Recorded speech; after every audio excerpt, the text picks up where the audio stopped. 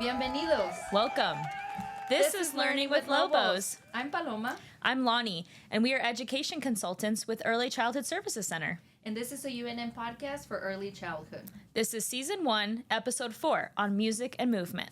That's right. And today we have a special guest, our colleague Michelle Garcia. Hi, Michelle. Hi, good morning. Good morning. Yes, I am also an education consultant with Early Childhood Services Center. I have been a pre-K teacher, and within those years of pre-K teaching, I would incorporate music and movement a lot. Oh, that's awesome. That's really cool. Yeah, we're excited to have you today. Tell us a little bit about the book you brought. So today's book is What Can You Do with the Rebozo, and it's by Carmen Tafolla. Nice. And it's about a little girl who was taught what a rebozo is and how to incorporate it culturally in a fun way in a family setting. Mm-hmm. It can be used in many ways, and it promotes creativity within the classroom, within a family. That's awesome. Super, a big symbol for the Mexican culture, right? And Yes. Like I believe you were saying, it's used in many ways, right? Mm-hmm. Yes. And you have one to show for I us sure do. to I brought demonstrate one. and model for us. And for those of you only listening, it's this beautiful turquoise blue rebozo with, how do you call the frail? Like some tassels, I guess. Yeah, you Yes. could say tassels. It's beautiful. And they come in many colors and Yes. Designs. Mm-hmm. Yes. And also, I do remember historically that a lot of the rebozos will demonstrate like the status and how you in a family structure. So I utilize them more for like dancing and sharing with the children and just talking about how you wear it and how you dance with it. you got it. My mom actually wears one everywhere she goes when she dresses up. I love it. So she uses it as well. But back in years ago, it was used the indigenous women, right? In Mexico, also used them to carry babies. Exactly. The Adelitas will use them to carry weapons, you know, and during the revolution. So Frida Kahlo used one as a symbol of like demonstrating her indigenous roots. Yes. And as a patriotism, you know, and just a nationality, and it was more for her a symbol of the Mexican culture that came from the indigenous backgrounds, right? Exactly. You have the indigenous, and then you also have the contemporary. So with the indigenous, then you're going to use the rebozo in those type of ways. But contemporary more so. Using it like to carry toys or things like this. I didn't know what this was until, we started preparing for this episode. But then I just remembered I actually did learn about it in my my birthing class that I did when I was pregnant. The doulas brought rebozos there to show the husbands how to like support our bellies if we were in pain and like do like little massages. And it just clicked. Beautiful. That I was like, oh yes, I remember that's what they had. And that's what we didn't use one, like we didn't end up using one and we didn't have one, but I remember them teaching about it. And so yeah, you're right, it literally has so many uses. And now that you say that, it reminds me also that I was reading that also back in the day they were used during birth to unline the bodies of the babies and things like that. So I mean, so multiple cool. uses. I usually was forced to wear one for my prom, but now I'm happy about it because I thought, what am I supposed to do with this? Walking around, with my arms up so it won't fall. And my mom's like, you just show it off. Like, I didn't get it back then, but I was young. I love that. So, we talked a little bit about culture already. In what ways have you incorporated culture when you were teaching music and movement in the classroom? So I would start off with kind of like showing a map of, say, if I'm going to teach anything from Mexico, I would show a map and say, this is where we're traveling to today with the music and with the dance. So from there, I wouldn't do it like bombarding the children because I want them to encompass what we were really working on as far as one state. And then turning on the music, talking about the instruments that are being heard in the music and what do they hear, as far as like teaching the dances that promote, or I should say that one state, then it would be more of a movement piece where like I can like really tell them, okay, this means this because every step has a name. And so is more of that learning, but never bombarding them to where it's overwhelming. It was more of like, okay, it's time to dance. It's time to listen to music kind of thing. Yeah. I like that, and I, as Loni and I have talked in a previous episode, when it comes to culture in the classroom, and you have those pictures of different cultures, Yes. it's good to talk about it and have a day of let's explore this, and not just have the pictures of the Mexican person with the folklore outfit. But that's a great opportunity in strategy or activity that you just said, that where you can, hey, you brought this. It's as a, I don't know if you want to say prop or as a tool of like, hey, let's talk about this culture part of this vestimenta or outfit, I guess you can say. Yes, exactly. Yeah, that sounds like so much fun to kind of, because kids are going to want to dance all the time, right? Like, we know they want to get their wiggles out, they want to move.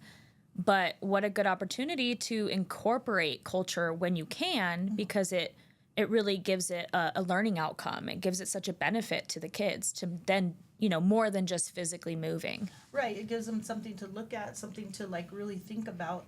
Okay, this matters. This means something to somebody out there. And it's children. I would always like show the children dancing in a different state in Mexico. But not only that, we would travel to different countries, and I've done Brazil, I've done, Guatemala, things, places like this that they understand. Kids are there too. They're not just here in this classroom. Oh, and that's a cool thing to say, hey, there's children in this country, and this is what they do, this is what they speak, this is what they listen to. Right. But, yes. It's awesome having music in the classroom. Every time I walk into a classroom and they have music, I get happy, especially if it's not the usual, Yeah. if it's something different, that's different culture, or just different in general. Well, and what I love about like music is, I grew up where our family loved music, and my dad always said music tells time.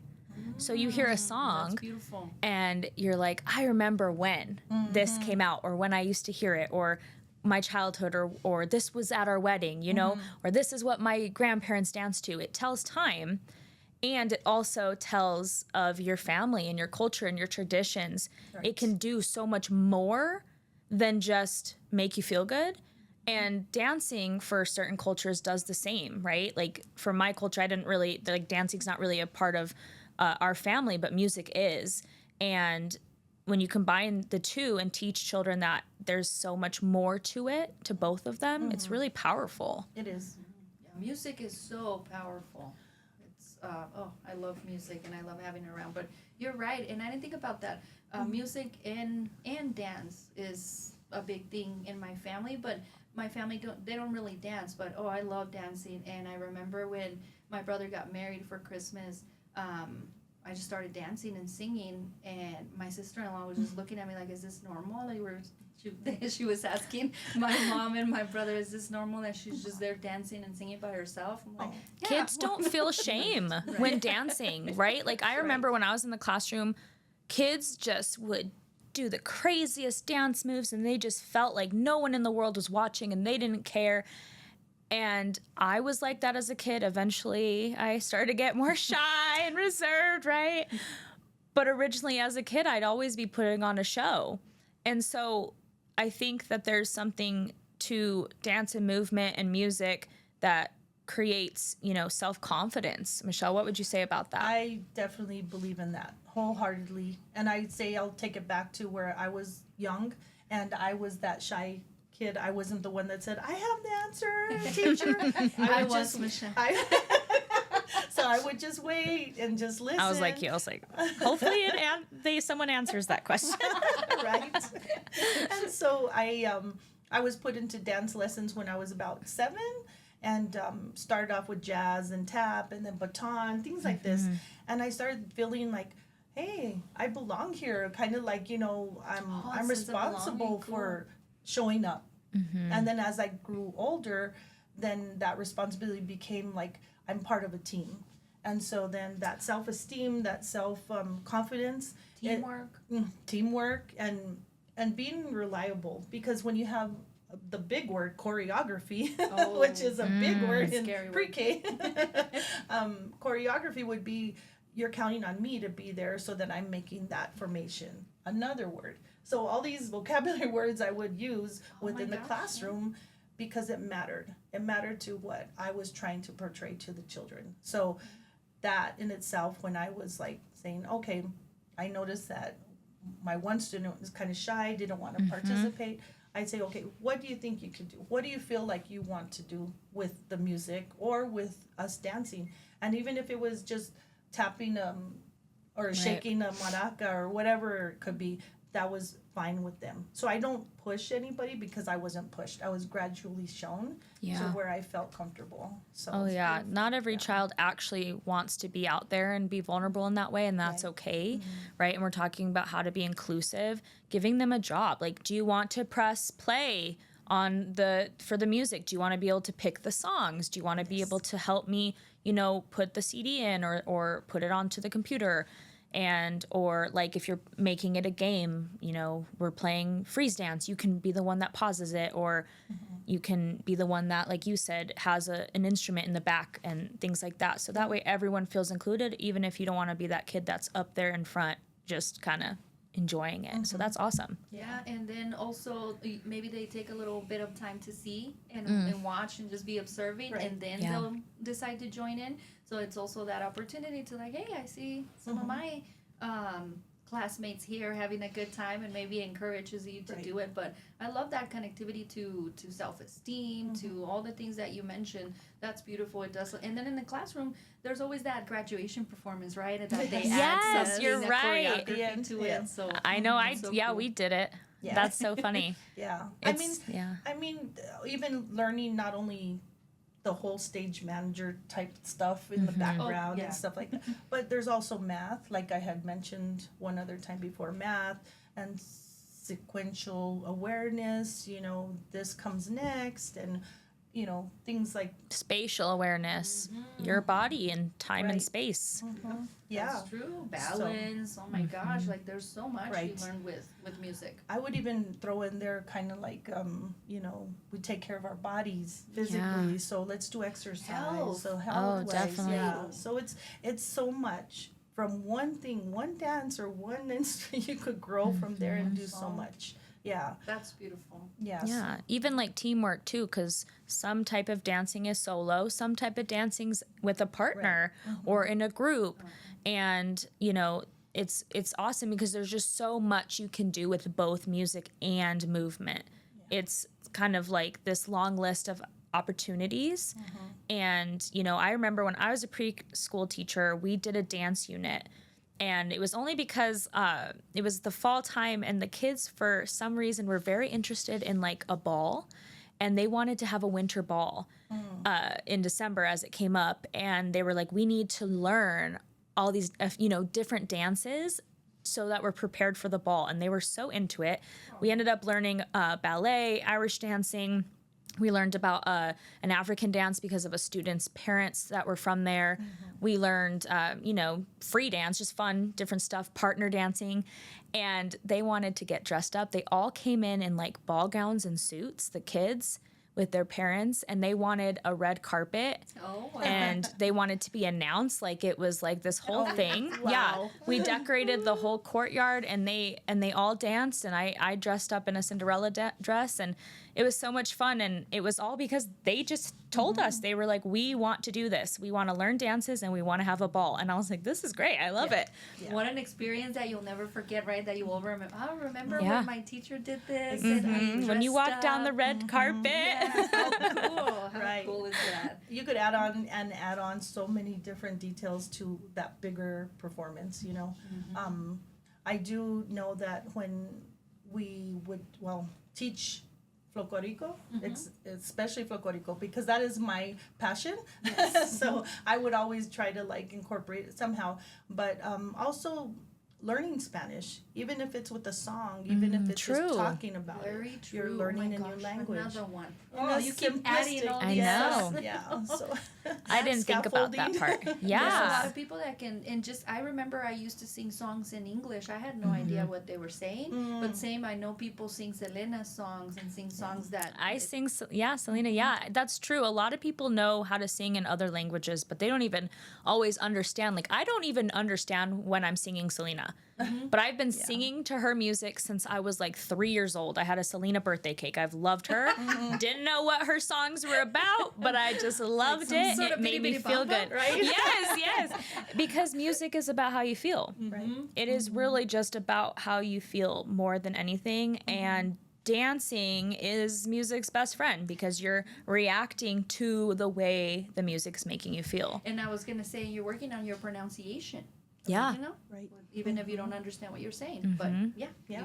that kind of. So, and that comes from, I guess, the instructor or teacher to be able to say, oh, you just said a Spanish word. This is what that means. And, True. you know, so much opportunity. And that's the reason why I love music and movement, because it just opens up a whole new avenue of like taking that, like I said, like that traveling journey, you know. Maybe some children might not be able to go to these places, but yet we're here and we're showing pictures, showing music, showing footwork, showing the history of the song and the dance. So, and then from a young age that they can continue, you know, with their to practice, whether it's in their school or personally, just continue to practice dancing or whatever it is that they learned that from some of the things that you expose them to. And it's beautiful to get that feedback and the comments from families that I've serviced in my years, because they come back and say, you know, she continued dancing and now she's dancing with this group. Things like this, it's very cool. It really is. I love that your passion, you know, was able to spread through to the kids. And that's what it is to be a teacher. We bring our passions. Like if you happen to be a reader, you're going to read more in the classroom. If you happen to be interested in music and movement, you're going to have that more in the classroom, and all of the different things, you know, art. And I think that's great because it gives those children a chance that year with you to see something they may never have, you know, looked into or been interested in because they didn't know about it until they found a teacher who was interested in it. And, you know, a couple of episodes ago in the podcast, we talked about redirection with our colleague Jessica. Music and movement can help with redirection, right, Michelle? Sure can. So when I would notice that maybe the environment is very rambunctious or very like, wow, there's a lot going on, I would turn off the lights and I would say, okay, we're going to just breathe, and now we're going to listen to instrumental music just to bring it down. And then when it was like that kind of time where they wanted to maybe move a lot more, then hey, let's throw in a mambo, like I was, and let's just go get that energy, you know. And it's beautiful because everybody's just the happiness and the smiling. Then you know you're doing something good. You know that reaction. So that difference in I forgot the terms that we use, but in the classroom, from having loud sounds or that it could be beautiful and you can tell that it's being appreciated, educational, and as opposed to loud noises when it's chaotic and you know, because sometimes I walked into a classroom and they have music on really loud, and I feel it's to try to mask, you know, everything that's happening, and that's when it's a little chaotic. But when you use it in the proper way, it can be such a great tool to help you through either, like you were saying, transitions to redirect or anything that you would need in the classroom. Because as a teacher, you can sing throughout the whole day with every lesson, right? Create songs about everything. Yes, you can. I mean, and you could even like say, you know, if there's a dance move that we put a name to it, you can say, you know, hágame un guarapacho allá. That's the name for a step. So, and that's just, how many? Do 8, you know. Yeah. So, and I believe pre-K can handle that. And you know, in my experience, I've never felt like I was going overboard. It was always like, okay, we got this. And just the teaching of it throughout the day, the year, I think pre-K is good.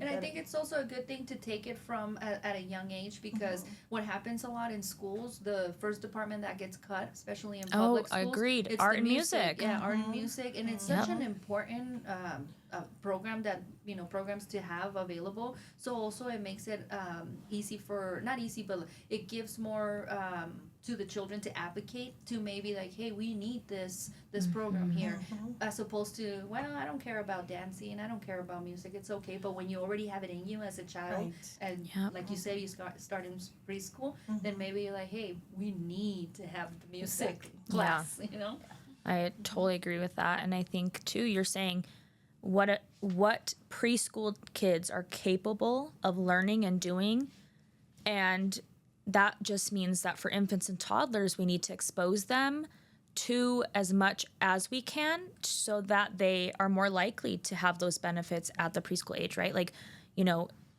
my baby who's 14 months, he has a drum and he has a little piano. He loves the drum.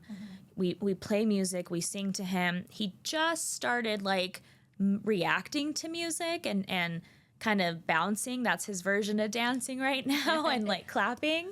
And it's so great because he will be more likely into, if you were his teacher in the future, right? He would have maybe been more welcoming to those dances and those musics because he's being exposed early.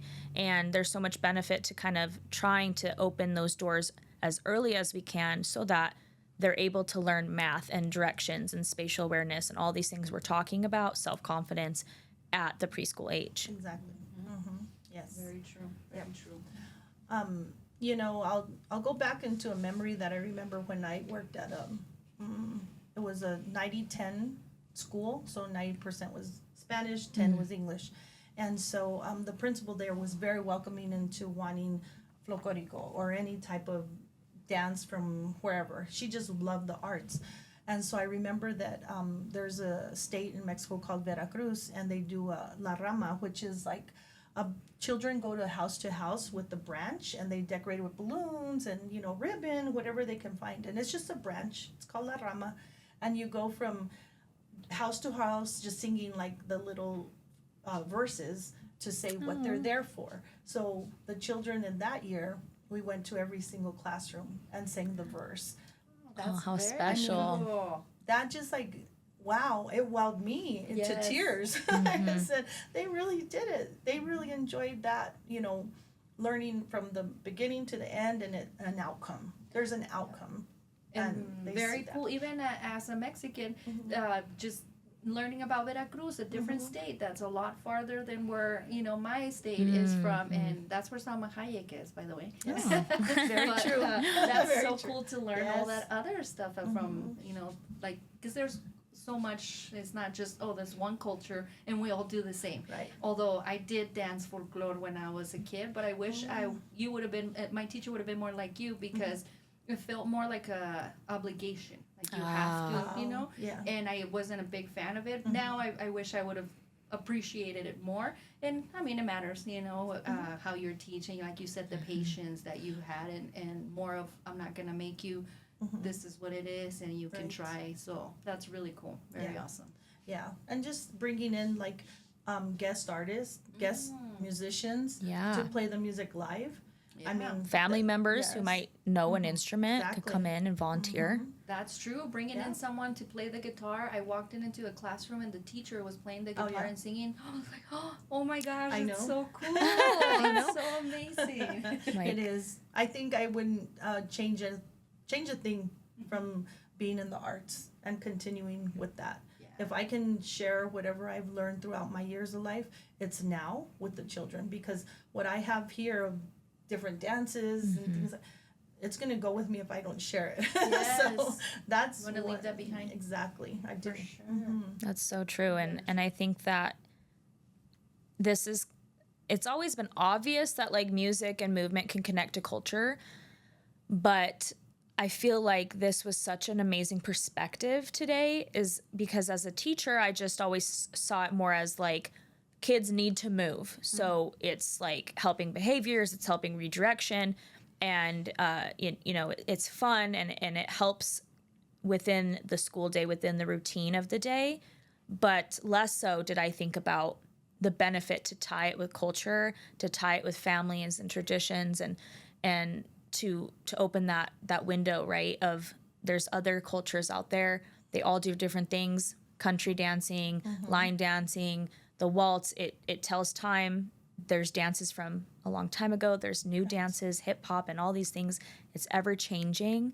And so I really am so grateful that you brought this change in perspective to me, because when I think music and movement, I think behavior benefit, more than what we've been talking about today. So thank you, Michelle. The fun part of it. Yes, I know. It's I so think important. music and movement. I love music. I love dancing. I think it's it's also a good stress reliever. Like you get all that energy out, and it helps you kind of I let all that out. Now I can kind of get your mind clear. So that Everyone does that. It's like even just telling children, you can use this as a tool when you're older and now to help your stress. Like boxers, they listen to music before getting into a fight, right? Yeah. We listen to music. Yeah, exactly. Like getting themselves ready, getting all those nerves out of the way, like listening to their favorite song. When I'm having a bad day, I put on specific music that I'm like, this is what I need today. And maybe kids don't realize yet how emotionally tied they can be to a specific artist, to a specific song, to a type of music, and using that as a tool. And we talk about safe places, right? Using them and using books, but like what a benefit to say, hey, Miss Michelle, I'm really feeling sad right now. Can I play this song? That's true, right? Exactly. Using that the space. emotions. And you can have a space just for that. Yeah. Which I would say I would have the CD player. What I said, how are you feeling today? And take a vacation. Let's go here. Whatever. I love things like that. Take a vacation with the music. Yes. Yeah. What vacation are we taking? Today how cool, Yeah. Michelle. You're making me so excited about just bringing it back and pushing my teachers, because in my classrooms when I go around my centers that I visit, I walk in sometimes and teachers are dancing. They're having a good time, especially Spanish-speaking teachers. They start with their cumbias and they start dancing their bachata. And I walk in and they freeze up and they get, oh my gosh. I'm like, no. If you want me to join, I'll join. Or, just do your thing. I love, and you're right. The kids, you see their smiles and looking around, just kind of like a sense of like, hey, we're all doing this and it's fun, it's cool. We're enjoying it. We're letting energy out. So I love seeing that in the classroom. I love hearing music and seeing dance. Yes. I'm all for it. And again, for those of you that are not watching, just listening, Michelle brought some instruments too. So we'll be playing with some of this stuff later. I'm excited. Yeah, we're gonna embrace our inner childhood today with Michelle. I think this is a great time to maybe look into some questions from the field. Sounds good. Let's do it. Looks like we have 2 today. Yay! All right. Alrighty. So Michelle.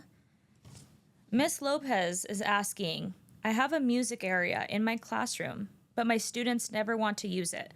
What can I do to encourage them to use it more? That happens a lot. I feel like music area is not really used that much. I guess it can intimidate maybe some teachers. Right. Yeah. And exactly what I just had listening to the question, I thought about those classrooms where it's just a basket full of instruments just in there. Yeah. But it's not open.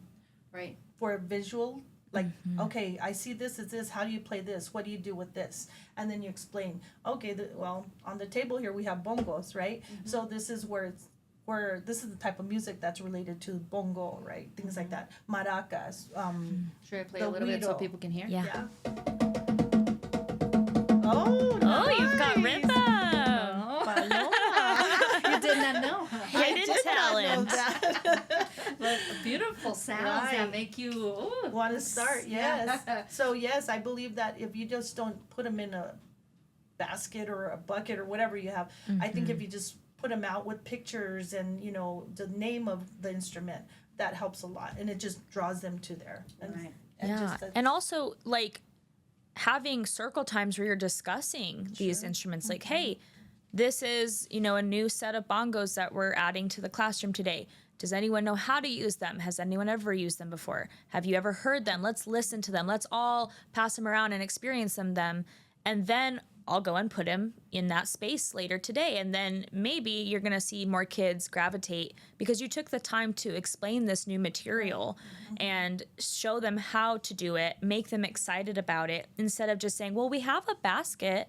Right. We have a basket of instruments and we have a CD player. That's not enough because kids are just going to walk right by that unless they've been exposed to music. And so that encouragement of doing more about the display, the way it's looking, that the way that you set that up, and then maybe also taking that extra step and introducing it is a really good tip. Yes. And super important too, Michelle, right? Because to give respect to the instrument, because as you were saying, sometimes I see a broken drum or the what's it called, the tambourine. Yeah, a tambourine that's missing pieces, and maybe that's why they don't want to use it, because they were never taught you that maybe they were a little too aggressive with it. It broke because this is the top of the bongo in some drums is skin, if it's real, skin, right? Yes. It's skin of an animal. So it's just being like, hey, this is how you utilize it, and not just, hey, let's just bang it. Let's teach it, model it. So super important that way. Again, getting that we use this way, and I'm gonna put it over here, so it gives you that whole we have that if you want to use it. And also which instruments, because like you're saying this basket, and I'm already visualizing like the sticks, and I'm like, if I had to choose an instrument, would I choose the sticks and rub them against each other? Probably not. I would say, like, if I were to think back to how I was as a kid, I would be like, give me a microphone, I want to sing, right? And or I'd be more inclined to try out a guitar or to look at, the drums and things like that than sticks and like, shakers. Because to me, I'm like, oh, that's a little boring. So it could be, are you providing challenging enough, exciting enough materials as well? Well, yeah. I mean, even the sticks, if you don't emphasize this is how these could be used, well, then they're just going to look like sticks. Yep. Then they're going to turn into, let's battle each other. No. So lightsabers or whatever. Right. Yes. And it could be like kind of like a Simon Says, this child's going to click it the 6 twice. This one's 3, whatever. Ooh, different activities like that. Yeah. And then they also add up to a song, you know what I'm saying? One would say like row, row, row your boat, but with the sticks, 1, 2, 3, and the next one goes like that. So many things you could do. That reminds me of a classroom that I did a class assessment last semester. I was in this classroom and she had like a little piano and she would play like a tune and the kids had to guess what song. And they knew it every time. They'd be like, that's that song, that's that song, that's that song. And I was like, wow. Like, you can tell music is a big deal in her classroom. If she's able to play a tune and they already know what song that is, they've obviously been talking about tempo and they've been talking about rhythm and all of these things and tune. And I thought, wow, that's awesome. And I really was glad I got to see that day. And I did tell her at the end, I was like, that was so cool. What a great circle time. Yeah. That's awesome. And go ahead, Michelle. I was going to just say, like, it reminded me of like a group project where you could put a big piece of paper and play whatever song. Like, what is the song, the fast buzzing bee one? Bees buzzing? From Laura. Her name's Laura. Yes, I know what you're talking about. And she's the one that does the We Are the Dinosaur song. It's just like, it's an instrumental and it sounds like bees. Shark? No, just kidding. Just kidding. And the bees are buzzing. That's going to get stuck in my head. No, we'll be singing that. And the bees are buzzing, so the children are painting. And then the bees slow down. Then you start stroking the paintbrush. Oh, wow. Art everywhere. You have a lot of good activities and strategies for the classroom. Yeah, that is it, because that's not what I was thinking about when you said bees. Yeah. That's cool. Those are cool. Yeah, I wish I knew the name of the song. I apologize for that. But no, that's okay. We'll find it. Yeah. We'll find it. And that's similar to an activity that I've done in the past with the 4 seasons of like the instrumentals, like Mozart and stuff, where it's like you're listening to the music and you're letting kids draw based on how fast or what they're feeling in that music. Right. And you're just using, music from back in the day and just saying, okay, just draw how you feel. And some is going to be like really dramatic and they're like over here like going crazy, you know, and then sometimes it slows down and then you just see the differences in the songs and what kind of art that they produce. It's really cool to use all of these different strategies to, you know, to teach on different things, on art, on all of it. Right. Very cool. Mm-hmm. Yeah, so, I love it. Let's look at this other question. Second question. Yes, second question. Yes, hopefully we gave enough. Yeah, that was awesome. Thank you. So this next one is, my students always have so much energy and it often causes behavior challenges. Could I use music and movement to help? By Rebecca. You kind of mentioned a little bit, but let's go a bit more further into that. Sure. I believe that, yes, no matter how the emotions are running that day in the classroom or outside play, I would take music outside as well. And so redirecting the behavior with music, it would be more of, okay, so there's a purpose of this song, and you would be more like, yes. For those of you just listening, we have a guest fly. A fourth guest. A fly. Sorry, Michelle. Go ahead. No, that's fine. That's fine. I mean, and even at that, just if you want to like introduce a song and say, okay, I see like we got to get, of course, we got to get the wiggles out, things like that. Yep. But you don't always have to stay with that same type of song. You know, you can like think of different songs that are out there that are more.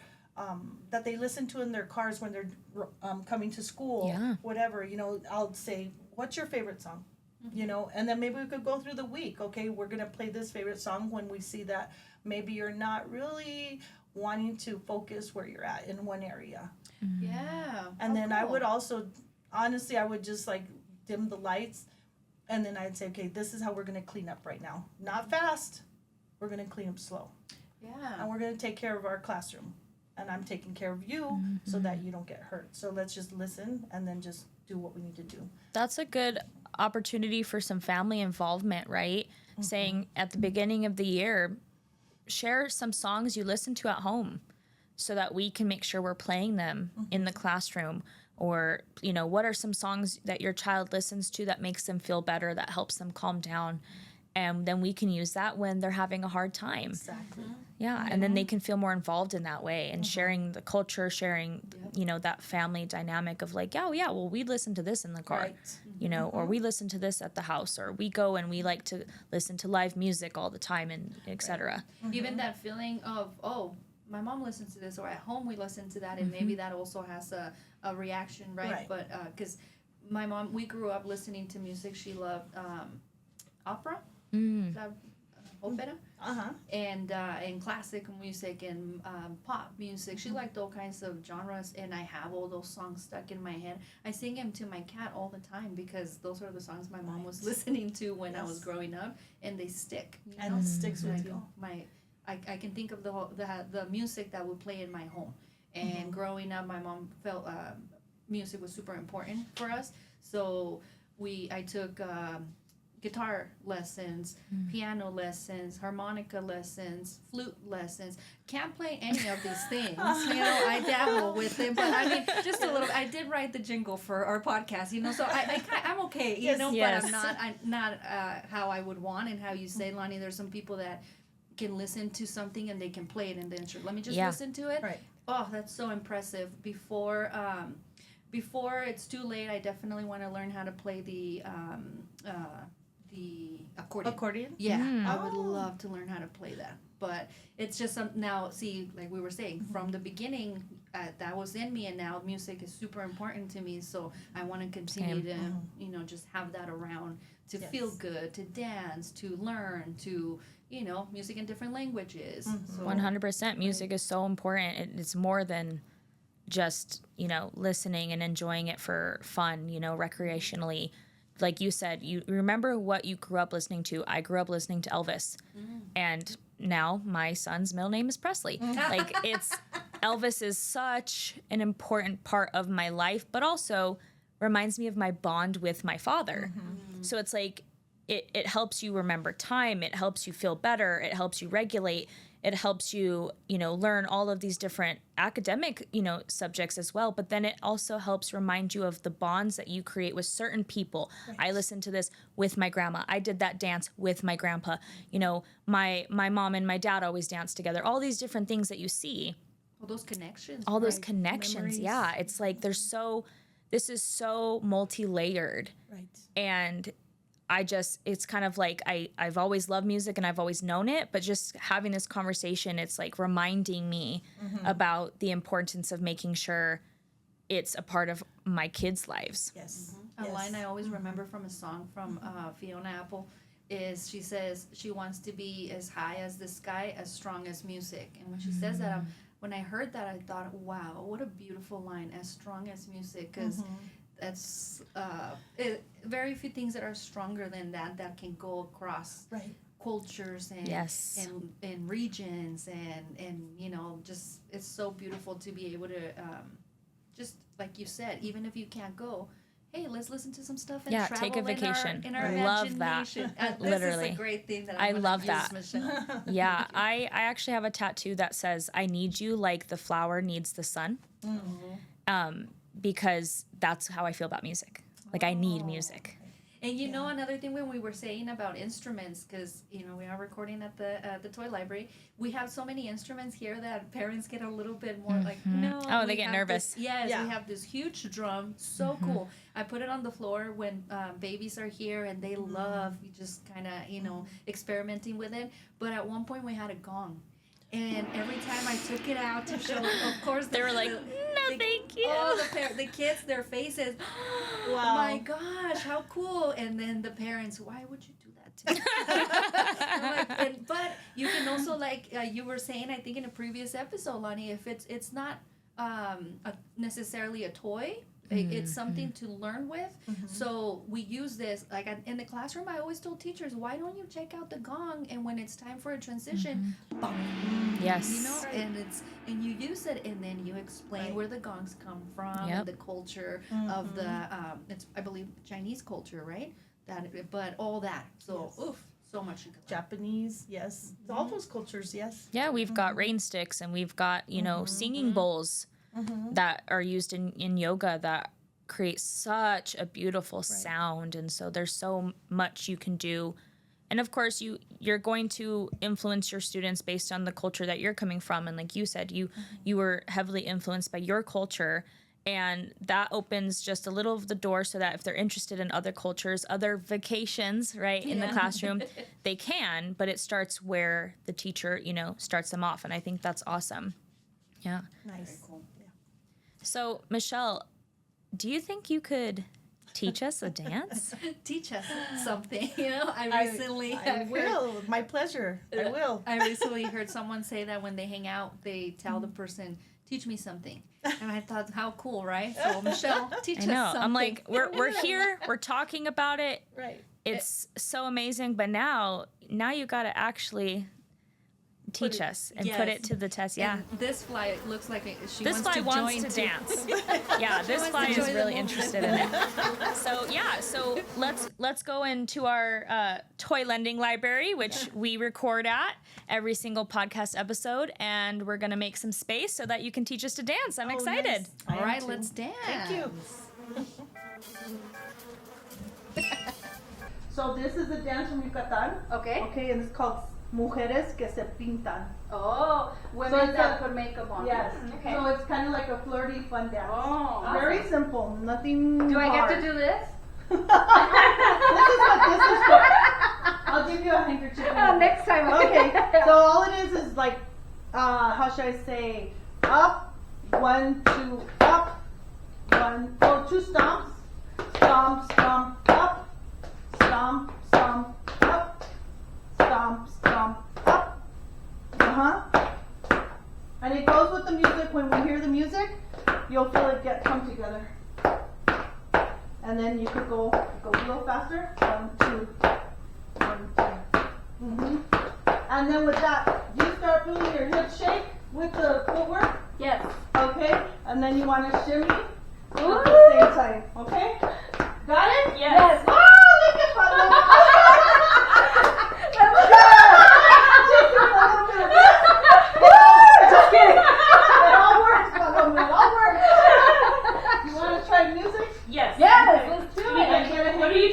handkerchief. We could, usually we yell dance at with the rebozo, but Okay. right now you could, if you just wanna do a handkerchief, Okay. it's fine, yeah.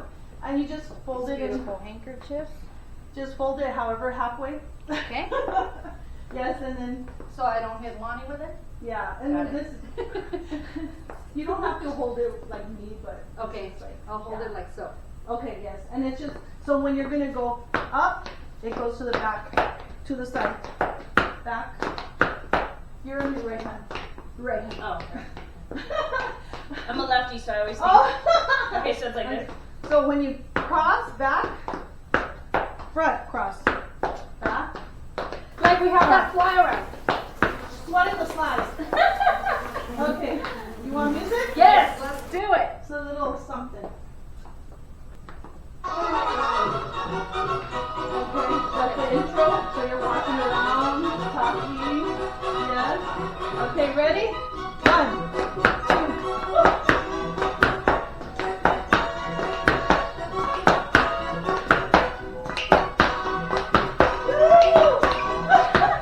Simple. Shake your shoulders. Again. Keep going. Okay, ready to turn?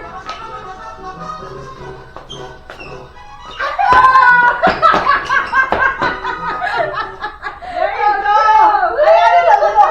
Yeah, but that's what you're doing. Yeah, it's really cool. Awesome. Okay, so we need to. I don't want to see that played back. Okay, so you want music, movement. Ooh, came together. Okay. We're walking. Ready? Yes.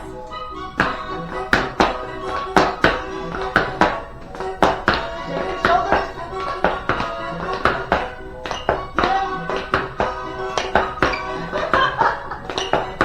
That turn's gonna come up too.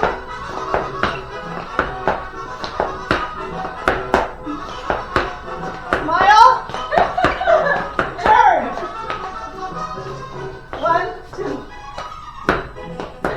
That was amazing.